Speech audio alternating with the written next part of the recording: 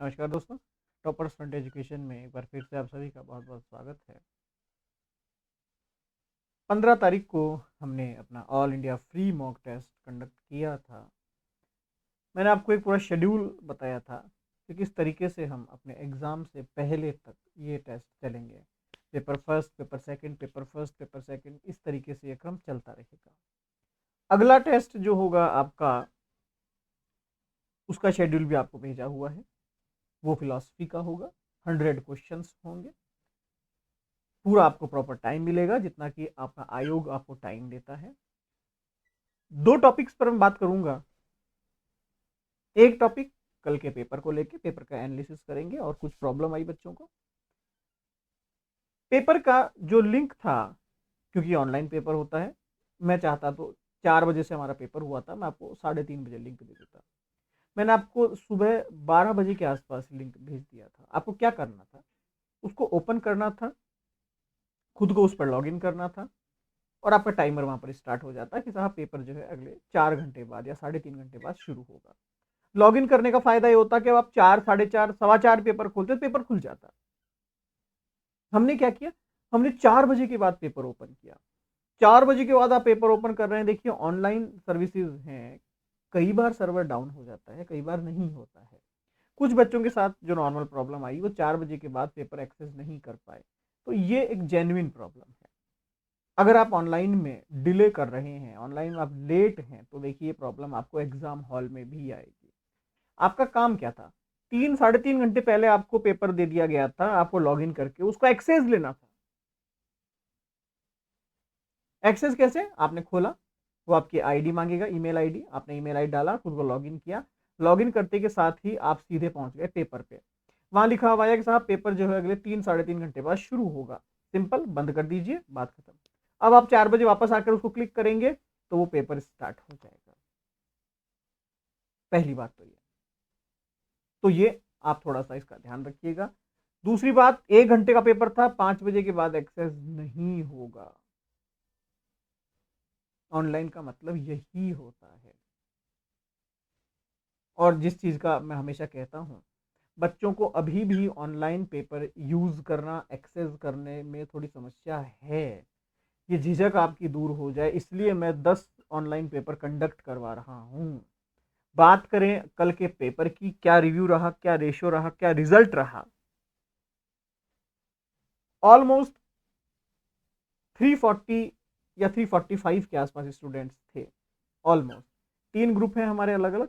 तीनों ग्रुप के अंदर किसी में 110 बच्चे हैं, किसी में 100 बच्चे हैं, किसी में 140 बच्चे हैं, ऐसे करके ऑलमोस्ट 345 के आसपास स्टूडेंट्स हैं, जिसमें से ऑलमोस्ट कुछ को एक्सेस नहीं हो पाया, किसी को पता ही नहीं था, कोई लेट हो गया था। हालांकि सबको पता था कि 15 तारीख को पेपर होगा, बट ठीक है, जो भी था आप सबका वो आपका लुकआउट है। ऑलमोस्ट 180 के आसपास स्टूडेंट्स ने इसको एक्सेस किया। 180 स्टूडेंट इसमें बैठे। 180 स्टूडेंट्स में एक जो सबसे बड़ी समस्या कुछ स्टूडेंट्स को आई, उनको जब फाइनल सबमिशन करना था पेपर का, तो उन्होंने गलती से क्लिक कर दिया कि सबमिट नहीं, कंटिन्यू करना है, तो सारा पेपर उड़ गया और फिर से वो चालू हो गया। अब चूंकि टाइम हो चुका था तो पेपर बंद हो गया, तो ना तो वो सबमिट हुआ ना कुछ और। समझने की कोशिश कीजिए, जब भी आप ऑनलाइन एक्सेस कर रहे हैं पेपर को, तो आपको एक एक इंस्ट्रक्शन पढ़ना है। जब आप सबमिट कर रहे हैं तब वो क्या कह रहा है उसको थोड़ा गंभीरता से पढ़िए। वो क्या कह रहा है, वो कह रहा है क्या इसको मैं सबमिट कर दूं या फिर इसको सबको ब्लैंक करके वापस से कंटिन्यू कर दूं। आपने कहा नहीं, कंटिन्यू कर दो, उसने कंटिन्यू कर दिया, उसने सब कुछ ब्लैंक कर दिया और कंटिन्यू कर दिया। एक एक इंस्ट्रक्शन को ध्यान से पढ़िए, ठीक है। तो 180 के आसपास स्टूडेंट्स का अगर मैं रिजल्ट आपसे बताता हूं, ऑलमोस्ट जो एवरेज मार्किंग रही आपकी, या ऑलमोस्ट जो बच्चों का मार्क रहा और एवरेज जो मार्किंग रही बच्चों की, वो आपके लगभग 60% स्टूडेंट्स ऐसे थे जिनका मिनिमम मिनिमम अगर मैं कहूं 20 क्वेश्चंस उनके सही थे। मिनिमम 20 क्वेश्चन 60% स्टूडेंट्स के, ये ठीक अच्छा रेशियो है।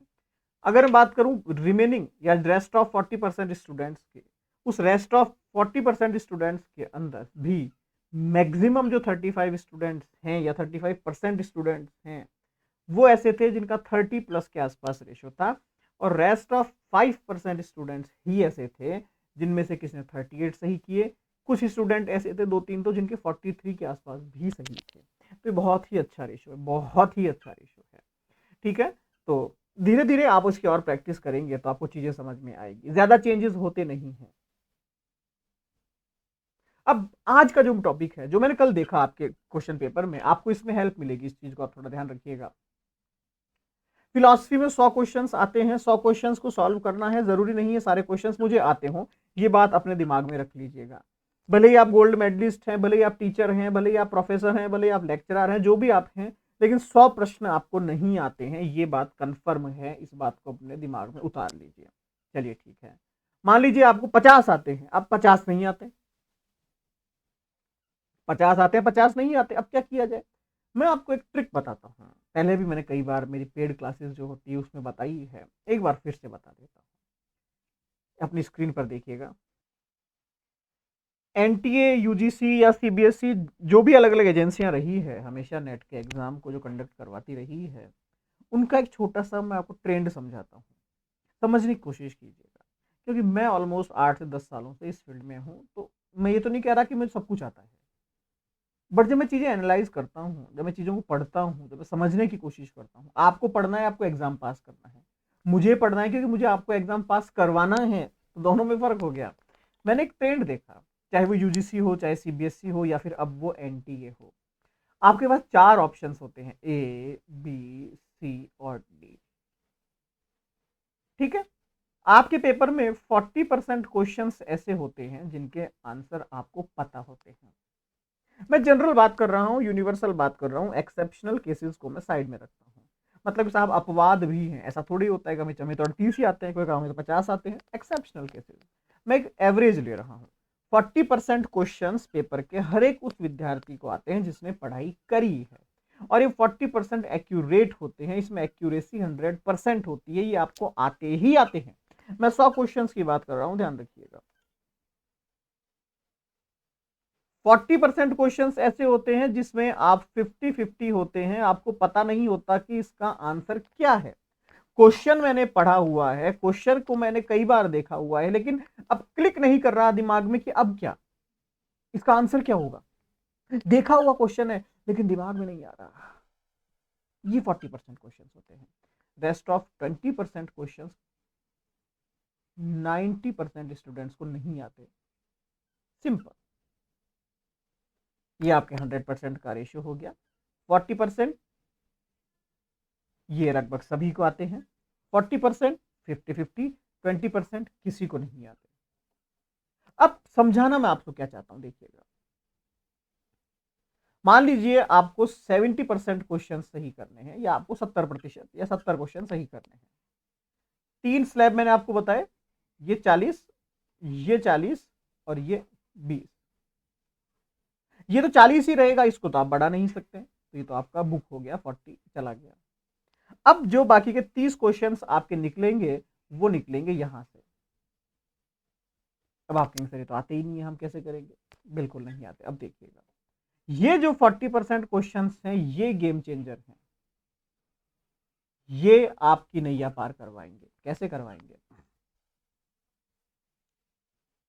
कुछ नहीं करना आपको, आप मेरी बात मत मानिए, मैं हमेशा एक बात कहता हूं, आप मेरी बात मत मानिएगा। एनटीए नेट या यूजीसी नेट, आप इन्हें उठाइए, प्रीवियस ईयर क्वेश्चन पेपर उठाइए, पुराने क्वेश्चन पेपर उठाइए, 5, 10, 15, 20 साल पुराने, 30 साल पुराने, जहां से ऑब्जेक्टिव शुरू हुआ। सब्जेक्टिव तो मत उठाइएगा, ऑब्जेक्टिव क्वेश्चन उठाए आपने, एक ट्रेंड आपको समझ में आएगा।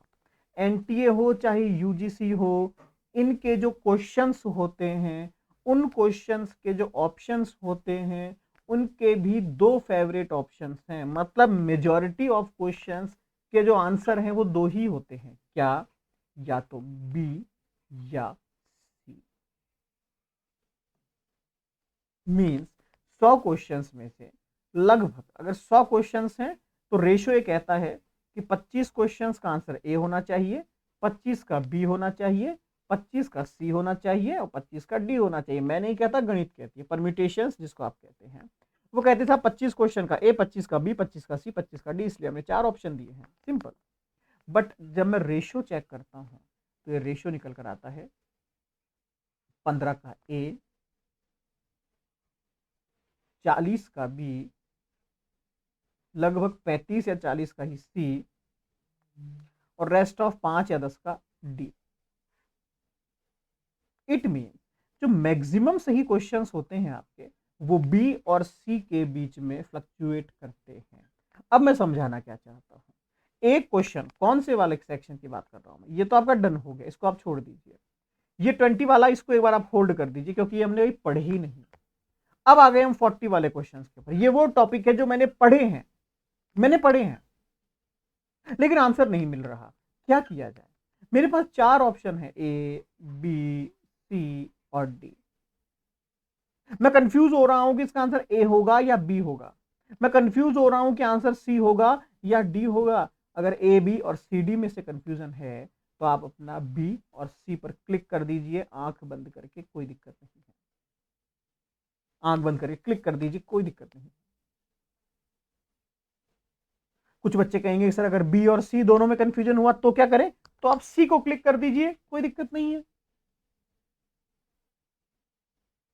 ठीक है, 40 क्वेश्चन पे आप हिट मारेंगे, ये ट्रिक अपनाएंगे, हो सकता है 10 से 15 या 15 से 20 क्वेश्चन आपके एग्जैक्ट सही हो जाए। रेस्ट ऑफ 20 क्वेश्चन ऐसे क्वेश्चन जो मैंने कभी नहीं पढ़े, क्या किया जाए? एक तरीका फिक्स कर लीजिए, एक ट्रिक फिक्स कर लीजिए कि इन 15, 20, 25 क्वेश्चन मेरा सभी का मैं एक ही आंसर लगाऊंगा, या तो बी या सी। सभी का एक ही ऑप्शन लगा दीजिए, B B B B B B B B B या सी सी सी सी सी सी सी सी। आप देखेंगे आपके लगभग 1/4 क्वेश्चन सही हो जाएंगे। जब मैं छोड़ रहा था तो क्या फायदा था मुझे? कुछ भी नहीं। लेकिन अगर 5 क्वेश्चंस भी मुझे और मिल गए सही तो मेरा तो काम हो जाएगा। ठीक है, आपका एग्जाम अगस्त में होने वाला है। इस ट्रिक की आप पहले प्रैक्टिस कीजिए कि कहीं मैं गलत तो नहीं कह रहा, कहीं मैं गलत तो नहीं कह रहा। आप प्रैक्टिस कीजिए, आप क्वेश्चंस निकालिए, प्रीवियस ईयर क्वेश्चन पेपर के कह रहा हूं मैं, क्वेश्चन निकालिए, सॉल्व कीजिए। जो आप सॉल्व कर सकते हैं वेल एंड गुड, बहुत अच्छा, उसकी तो कोई बराबरी नहीं है, कोई मुकाबला नहीं है। जिस क्वेश्चन को आपने पढ़ा है लेकिन ऑप्शन नहीं पता, उसको फिर आप ट्रिक करने की कोशिश कीजिए हल्का सा। क्योंकि देखिए, साम दाम दंड भेद जिसको हम कहते हैं, एग्जाम हॉल में आपको सारे यूज करने पड़ेंगे। जितने भी आपको तरीके आते हैं सारे तरीके इस्तेमाल करने पड़ेंगे, आपकी मजबूरी है। क्योंकि उसके बाद फिर 6 महीने बाद एग्जाम होगा। जितने एक्सपेरिमेंट कर सकते हैं आप अभी कर लीजिए। पेपर हॉल में, एग्जाम हॉल में भी आपको कुछ एक्सपेरिमेंट करने पड़ सकते हैं। क्योंकि अगर आप स्ट्रेट चलते रहेंगे कि देखो जितना मुझे आता है मैं तो उतना ही करूंगा, बाकी मैं नहीं करूंगा, तो देखिए मुश्किल हो जाएगा थोड़ा सा एग्जाम पास करना। या तो फिर आपको बहुत ज्यादा ब्रिलियंट होना पड़ेगा कि मुझे 70% तो वैसे ही आते हैं। तो ठीक है, बहुत अच्छा है, आप एक चमकते सितारे हैं, आपको तो कोई कुछ नहीं कह सकता। लेकिन जो नॉर्मल स्टूडेंट्स हैं, जो एवरेज स्टूडेंट्स हैं, जिन्हें केवल नेट निकालना है, वो क्या करें? तो उनके लिए मैंने तरीका बताया है आपको। आप मेरी बात मत मानिए, प्रीवियस ईयर क्वेश्चन पेपर उठाइए, उसके क्वेश्चंस का आंसर देखिए। क्या मैं सही कह रहा हूं? क्या 40% क्वेश्चंस का आंसर बी या सी ही होता है? क्या ए और डी बहुत कम है? ये आप खुद एनालाइज कर पाएंगे, मेरी बात मत मानिएगा। ठीक है, ये वो ट्रिक है जो may be possible exam hall में आपको बहुत बच्चों से ऊपर ले जा सकती है। ठीक है, तो सिर्फ इसीलिए मैंने आपको आज कहा। नेक्स्ट जो फिलॉसफी का पेपर होगा 100 क्वेश्चंस का रहेगा। शेड्यूल मैंने ग्रुप में भेज दिए हैं। फिर भी कोई स्टूडेंट अगर मिस हो रहा हो कि साहब हम नहीं जुड़ पाए थे, तो वो ऐड हो सकता है, हम उसको ऐड कर देंगे। कोई चार्जेस नहीं है, फ्री ऑफ कॉस्ट होता है, हर बार होता है, इस बार मैंने पब्लिकली कर दिया। ठीक है, तो आप जुड़िए और तैयारी कीजिए। आप सभी को बहुत बहुत शुभकामनाएं।